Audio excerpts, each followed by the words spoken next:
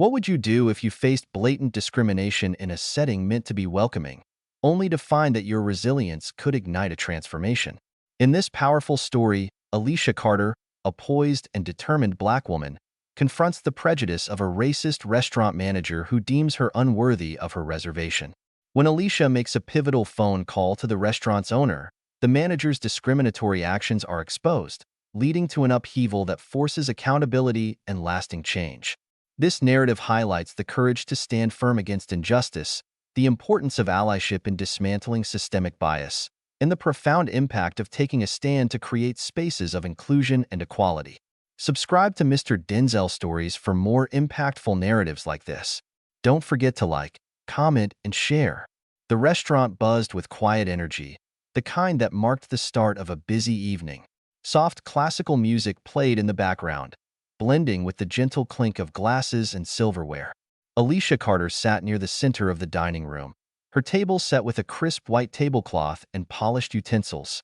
She had arrived precisely on time, as was her habit, her confident presence fitting seamlessly into the refined atmosphere. The staff moved efficiently around her, welcoming new patrons and guiding them to their seats. Alicia noticed a couple being led to their table, a pair who had walked in moments ago, clearly without a reservation. She glanced down at her menu, but made a mental note. "Everything all right, ma'am?" the waiter asked, stopping briefly as he refilled her water. Alicia nodded, offering a polite smile. "Just waiting on my meal, thank you." She settled back into her chair, scanning the room. The other diners seemed engrossed in their own conversations, a mix of business professionals and couples enjoying a night out. Alicia relished these moments of quiet observation, finding beauty in the rhythm of life around her. Near the entrance, the restaurant manager, Michael Turner, stood with his arms crossed, his sharp suit as pressed and pristine as his expression was stern. He tapped his earpiece, listening intently to someone on the other end of the line. Whatever he heard made his posture straighten. A server approached him with a questioning look, and Michael leaned in, lowering his voice. "They're on their way. We need to be ready." His eyes scanned the dining room, lingering on Alicia's table. A faint frown creased his face, his gaze flickering to the open reservation list in his hand. He motioned for the waiter to step closer. "Table 7, Michael said quietly, nodding in Alicia's direction. "We might need to clear it. Keep it on standby." The waiter hesitated. "But sir, she's already seated," and Michael cut him off with a wave of his hand. "Just do it. I'll handle it." Unaware of the exchange, Alicia adjusted her napkin and glanced at her phone. The hum of conversation continued around her, but Michael's sharp eyes remained fixed on her table, calculating his next move. Michael shifted uncomfortably, but tried to double down. "We have a responsibility to maintain a high standard here, and frankly, I don't believe you align with that standard." Alicia stood slowly, her movements deliberate and precise. Though her height didn't match his, her presence loomed far larger. The guards behind Michael tensed, but Alicia made no move to resist. Instead, she adjusted her dress and reached for her bag. "You think you can do this?" she said softly, almost to herself. Then, her voice grew firmer, enough to make Michael flinch. "You think you can treat people like this and get away with it?" "I've made my position clear," he replied stiffly. "Now, if you'd kindly step aside, we can resolve this without any further issues." Alicia looked at him for a long moment, her expression unreadable. Then, with a calmness that belied the storm within her, she pulled her phone from her bag. "Wait," she said, holding up a finger. "Before you have security escort me out, I just need to make a phone call." Michael's brow furrowed, his confidence wavering as she turned slightly away, already dialing. "Go ahead and make your call," Michael said dismissively, his tone dripping with condescension. "I'm sure whoever you're calling will understand the situation perfectly." Alicia didn't respond. She stepped a few paces away, her voice low but firm as she spoke into the phone. Michael shifted his weight impatiently, his earlier smugness faltering slightly as he watched her. "Sir, do you want us to move her out now?" one of the guards asked. "Not yet," Michael replied sharply, his eyes narrowing as Alicia continued speaking. "Let her finish whatever this is first. Then we'll handle it." The restaurant buzzed softly in the background, but an air of unease had settled over the nearby tables. A few patrons were watching openly now, their curiosity piqued by the growing tension. Alicia ended the call and turned back to face Michael. She slid her phone into her bag, her expression composed but resolute. "You're going to regret this," she said simply, her voice steady. Michael raised an eyebrow, a hint of a smirk returning to his face. "Oh, really? And why is that?" "Because I just spoke to the owner of this restaurant," Alicia replied evenly. The words hit Michael like a slap, but he recovered quickly, laughing derisively. "You spoke to the owner? Right. Let me guess.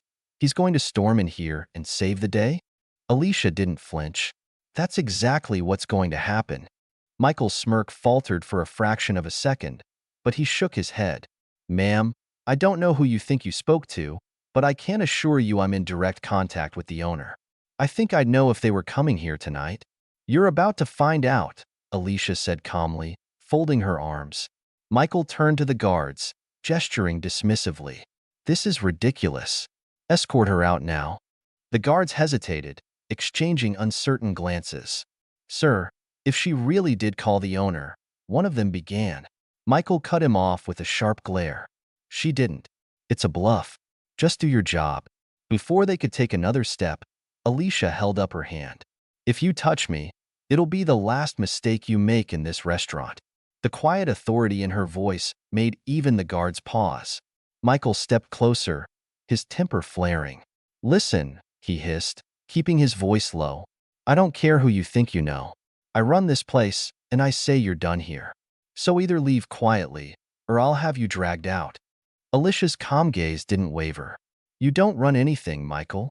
And if you're so confident, why don't you stay put for just a few more minutes?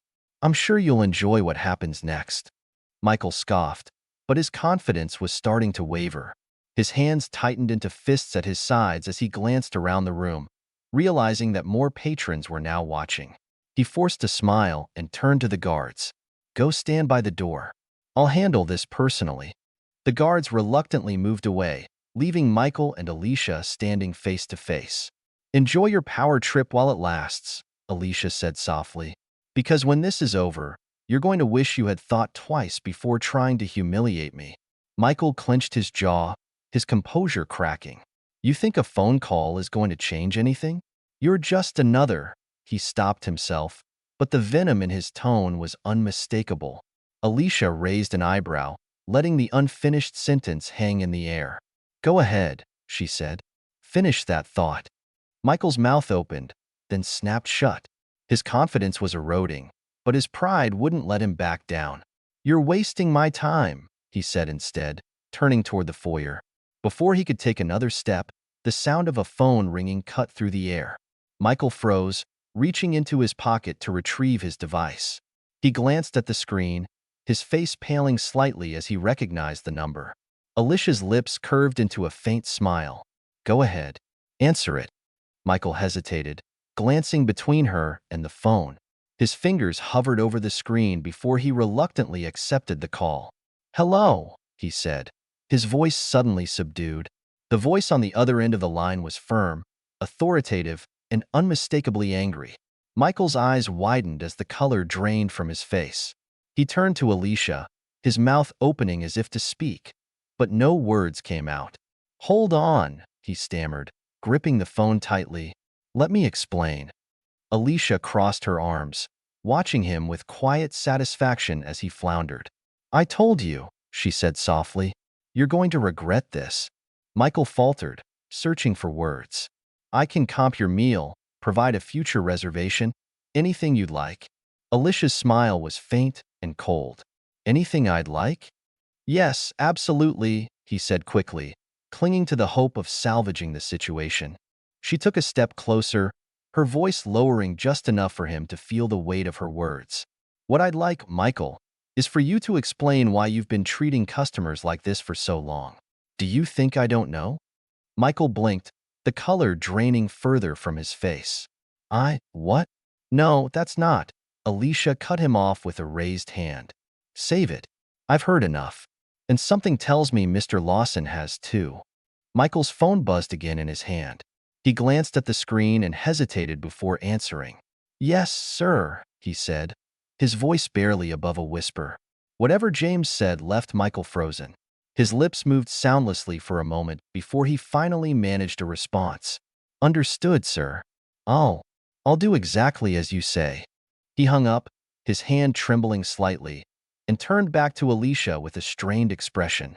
"The owner would like to speak with you," he said, his voice subdued as he extended the phone toward her. Alicia took it without a word, her expression unreadable. Bringing the phone to her ear, her voice was steady. "James, it's good to hear from you." Michael watched as Alicia spoke with the owner, his composure unraveling further with every second. He could only imagine the conversation taking place, and judging by the cool satisfaction on Alicia's face, it wasn't going in his favor. When Alicia ended the call and handed the phone back, Michael looked at her like a man waiting for the axe to fall. What did he say?" he asked, his voice trembling. Alicia's smile was razor-sharp. "You'll find out soon enough." She handed Michael's phone back with an air of quiet confidence. He stood frozen, his face pale and his lips slightly parted as though waiting for someone to rescue him. Returning to her seat, Alicia smoothed her napkin over her lap, exuding an unshakable composure. "I believe I'll stay for my meal," she said calmly. "After all, I do have a reservation." Michael hesitated, his throat bobbing as he swallowed hard. "Oh, of course," he stammered. "I'll ensure everything is perfect." "I'm sure you will," she replied, her tone sharp enough to cut through the tension. Michael retreated toward the kitchen, muttering something to the staff as he passed. The security guards, now thoroughly confused, exchanged awkward glances before stepping back to their post near the entrance. Alicia leaned back slightly, taking a sip of water as she surveyed the room. The quiet energy of the restaurant had shifted. The staff darted about with nervous urgency. Though many of the other diners had returned to their conversations, a few continued to steal glances in her direction, curious about the unfolding drama. Before long, a ripple of excitement swept through the room. The restaurant doors opened, and an A-list celebrity walked in, their presence magnetic and undeniable. Heads turned, conversations paused, and even the wait staff faltered in their steps. Alicia watched the commotion with mild interest, her expression unreadable. The celebrity, dressed impeccably in designer attire, scanned the room as their entourage coordinated seating arrangements. But then something unexpected happened. The celebrity's gaze landed on Alicia, and their face lit up with recognition. Ignoring their entourage, they strode purposefully toward her table, drawing even more attention from the room. "Hey!" they exclaimed warmly, their voice cutting through the hushed murmurs. "I didn't know you were in town." Alicia stood, offering a polite smile. "It's been a while," she replied. The celebrity glanced at the empty chair across from her. "Mind if I join you?" "Not at all," Alicia said, gesturing for them to sit. The restaurant staff visibly tensed, their movements becoming even more frantic. Michael, lurking near the kitchen, froze mid-step. His face, already pale, somehow managed to drain of even more color as he watched the interaction. The celebrity leaned back casually, their charisma filling the space. "So, they began," smiling. "What's new with you?" "It feels like it's been forever." "Just a quiet night out," Alicia replied with a small smirk. "Though it's turned out to be more eventful than I expected." The celebrity chuckled, glancing around. "Eventful? This place always seems to bring a little drama. But the food makes up for it." A waiter approached nervously, placing their drinks and meals on the table. Alicia noticed how the staff members' hands shook slightly as they set down the plates. The waiter quickly retreated, shooting a worried glance in Michael's direction. The two friends fell into easy conversation, their laughter breaking through the restaurant's subdued atmosphere. Alicia shared updates about her latest ventures while the celebrity offered anecdotes from their recent travels and projects. Their natural camaraderie made the interaction feel effortless, drawing occasional glances from the other patrons. Meanwhile, Michael hovered in the background like a ghost. His earlier bravado had been replaced by a mix of dread and disbelief. He kept glancing at Alicia and her famous companion, his expression shifting between panic and forced neutrality. At one point, the celebrity leaned in slightly, lowering their voice. So, really, what's going on here? You seem sharper than usual. Alicia's smile didn't falter. Let's just say the manager and I had a little misunderstanding about my reservation. But don't worry, I think it's been handled. The celebrity raised an eyebrow, their gaze flickering briefly toward Michael. Misunderstanding? He looks like he's about to pass out. Alicia chuckled softly. I'm sure he's just having an off night. Alicia nodded, thanking the chef for his honesty before moving on. Over the next few hours, she spoke with other employees in private. The picture became clearer with every conversation. One server described being instructed to seat minority diners near the kitchen or bar, far from the prime spots in the dining room. A former hostess admitted that Michael had pressured her to steer undesirable customers away from the windows. The same phrases kept surfacing. Ambience, class, doesn't fit the vibe. By midday, Alicia had gathered enough testimonies to confirm her suspicions, but she knew it wasn't enough to take to James just yet. Customers might hold the missing pieces, and she needed to hear their stories too. That afternoon, Alicia met James in his office. He looked up from his desk as she entered, his expression grave. "Find anything?" he asked. "Plenty," Alicia replied, setting a folder of notes on his desk. "I spoke with the staff. Almost everyone had a story about Michael. He's been using his position to discriminate against both employees and customers." James opened the folder, scanning the pages. His brow furrowed as he read. "This is worse than I imagined," he muttered. "It's a pattern, James," Alicia said firmly, "and it's gone unchecked for years. He's created a toxic culture, and you didn't even see it happening." James sighed, leaning back in his chair. "You're right. I trusted Michael to run this place, and now it's clear I made a mistake." "Now that you know, you can fix it," Alicia said, her tone softening. "But we need more than just this." James looked up, confused. "What do you mean?" "This evidence is pretty damning. The staff stories are important, but customers have been impacted too," Alicia explained. "We need to talk to them. I'm willing to bet there are people out there with stories about how Michael treated them." James rubbed his temple, visibly grappling with the weight of her revelations. "Do you think people will come forward?" "They will," Alicia said confidently, "but we have to ask. Let's start with recent diners. Your reservation system should have contact information for at least some of them." James nodded slowly. "I'll have someone pull the records. If what you're saying is true, I'll make this right." "Michael's done, Alicia. I promise you that." Alicia leaned forward, her gaze steady. "It's not just about firing him, James. It's about showing your staff and your customers that this place can be better, that you won't let this happen again." James reached out to shake her hand. "I'll do everything I can." A faint smile crossed Alicia's face. "Good. Let's get to work." The day stretched long as Alicia poured herself into the next stage of her investigation, speaking with customers. She sat at a small desk in James's office, surrounded by stacks of reservation logs and notes, while James's assistant helped sort contact details for patrons who had dined at the restaurant in recent months. Her first call was to a young black couple, Camille and Brian, who had dined at the restaurant 3 weeks earlier. As Alicia introduced herself and explained the purpose of her inquiry, she heard Camille hesitate on the other end of the line. "Well, now that you mention it," Camille began cautiously. "We did feel a bit out of place. The hostess seemed nervous when she seated us, and we ended up at a table in the back near the kitchen.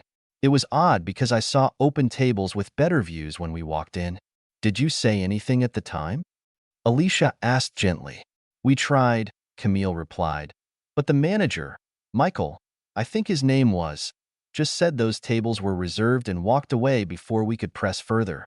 It didn't feel right, but we didn't want to make a scene." Alicia frowned, noting the familiar pattern. "Thank you for sharing. It's important for us to hear your experience." Her next call was to Mr. Harris, a black businessman who had dined alone. When Alicia reached him, he chuckled ruefully. "I remember that night," he said. "I made a reservation for a window table, but when I arrived, I was seated in a corner near the bar instead. When I asked about it, the manager said they had a last-minute booking that needed the spot." "Did you see who was seated at the table you reserved?" Alicia asked. "I did," Mr. Harris replied. "It was a white couple who arrived after me. They didn't look like they had a reservation, but Michael greeted them personally, so I figured they must have been VIPs. Alicia's pen paused over her notepad. And how did that make you feel? Dismissed, Harris said simply. Like I wasn't worth the effort. It's not the first time I've experienced something like this, but it still stings.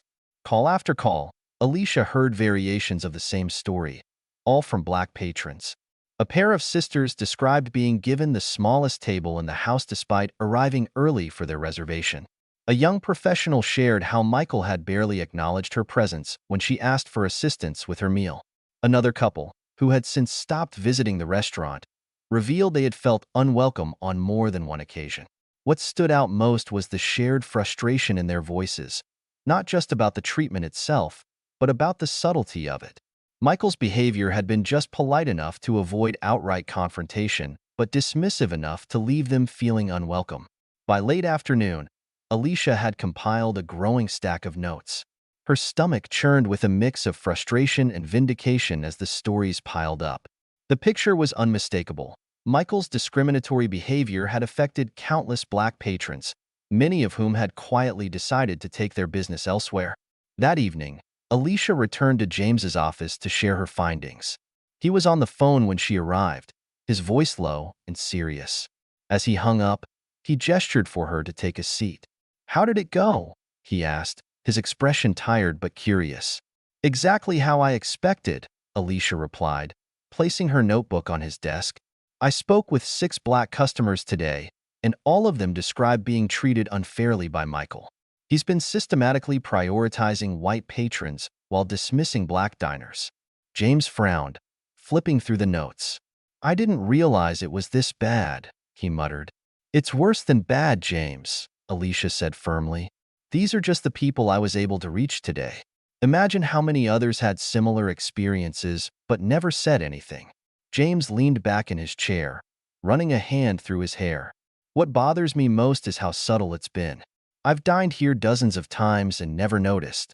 How does someone get away with this for so long?" "Because people like Michael know how to cover their tracks," Alicia said. "He uses just enough plausible deniability to avoid outright confrontation. But it's clear he's been doing this for years." James turned back to the group, his voice steady but filled with emotion. "I owe all of you an apology," he began. "I let this happen by not paying closer attention. That changes now. Starting today, we're implementing mandatory training on equity and inclusion. We'll also put measures in place to ensure that no one, customers or staff, is ever treated unfairly again." Alicia observed the staff as they absorbed James's words.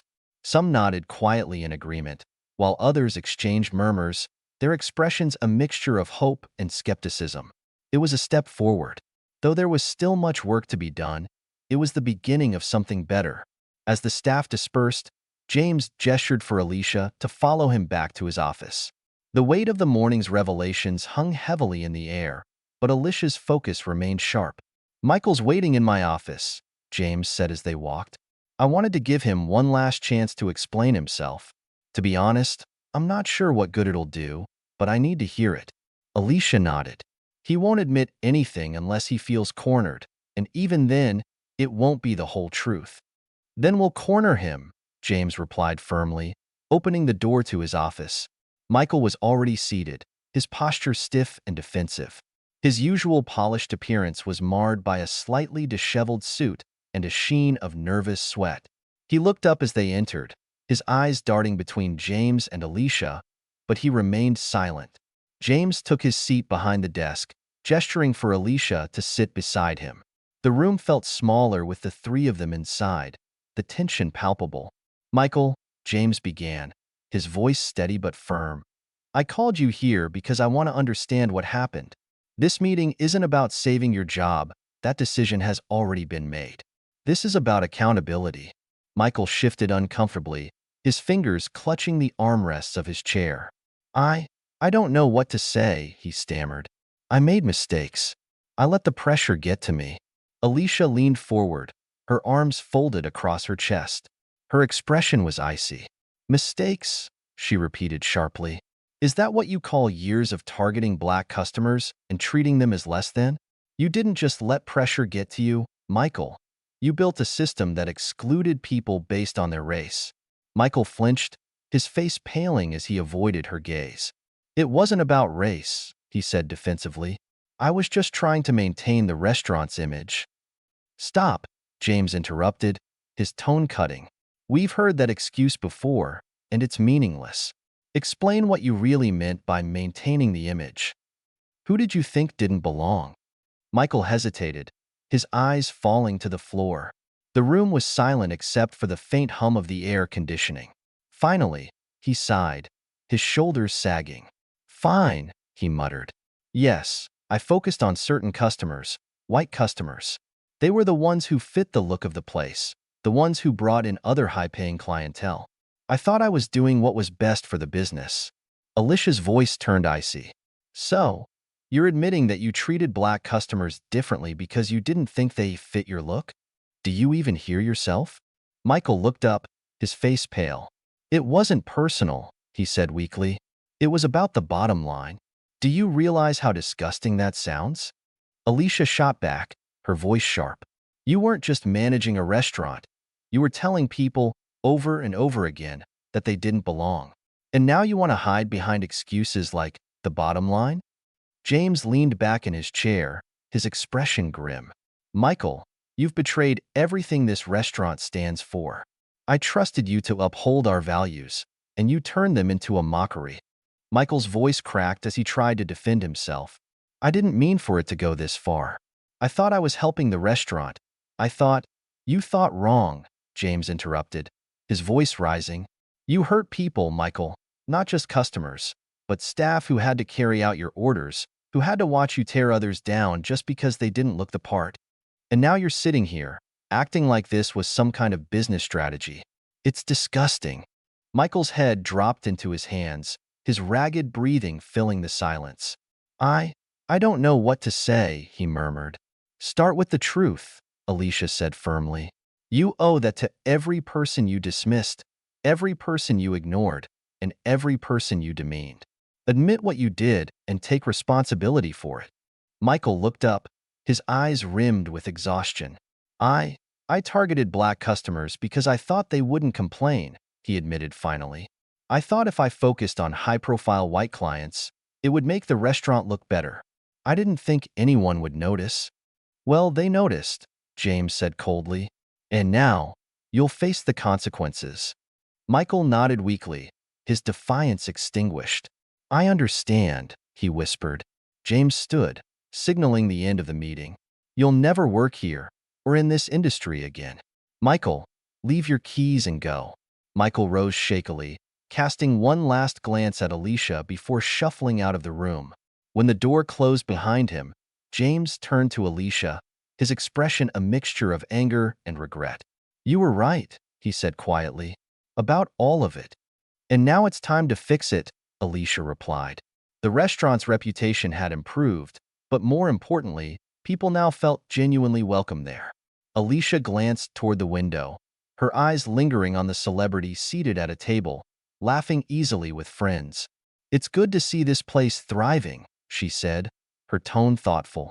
But more than that, it's good to see it becoming what you always said it should be, a space for everyone. James nodded solemnly, his gaze sweeping across the vibrant dining room. It wasn't easy getting here, Alicia.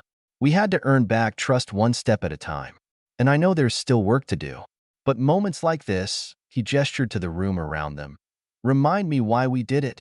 As their conversation continued, a server approached to take their orders. The young woman smiled warmly, her professionalism consistent with the way she treated every table. Alicia felt a quiet satisfaction.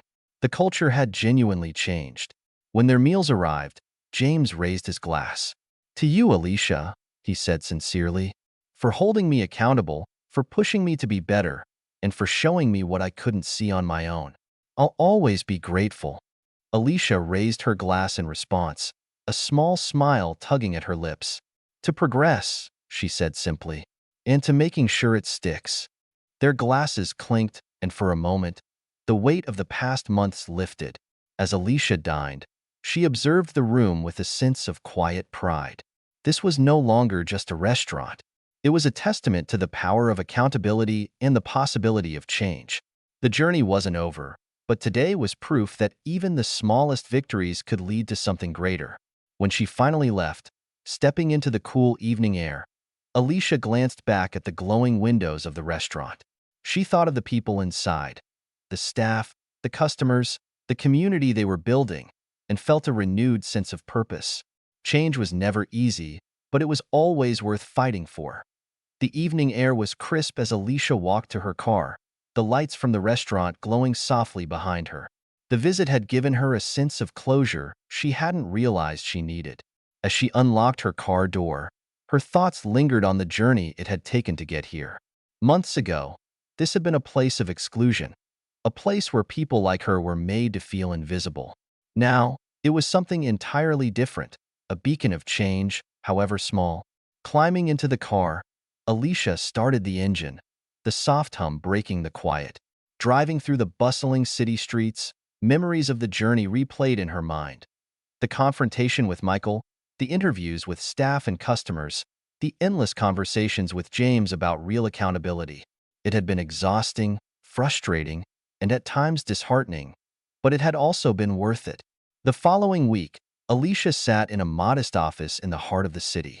The walls were lined with books on equity and leadership, the desk covered in neatly organized files.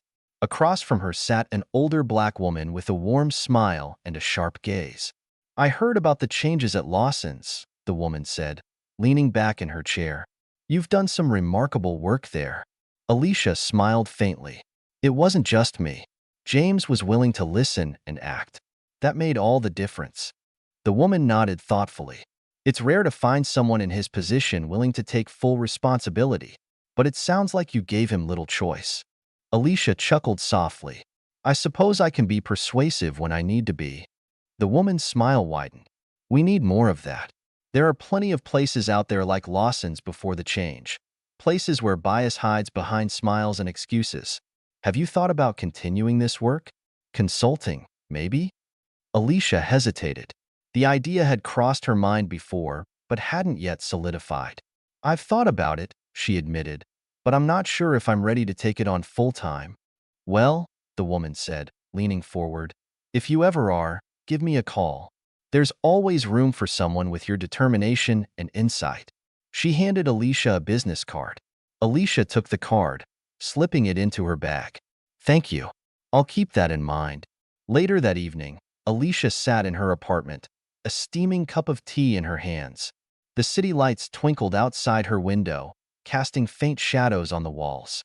Her thoughts wandered back to the restaurant, to James, and to the staff and customers who had come together to make something better. It wasn't perfect. There would always be more to do, more battles to fight. But for now, she allowed herself a moment of peace. Her phone buzzed on the table, the screen lighting up with a text from James. "James, just wanted to thank you again for everything. Couldn't have done it without you. Hope you'll visit again soon." Alicia smiled, setting her cup down to type a response. "Alicia, you're welcome. Keep up the good work. Don't let it slide, and I'll definitely be back." She set the phone aside, her smile lingering as she leaned back against the couch. For the first time in months, she felt a sense of closure, not just for herself, but for everyone who had walked into Lawson's and left feeling less than they deserved. Change was slow and sometimes painful, but today it felt just a little bit closer.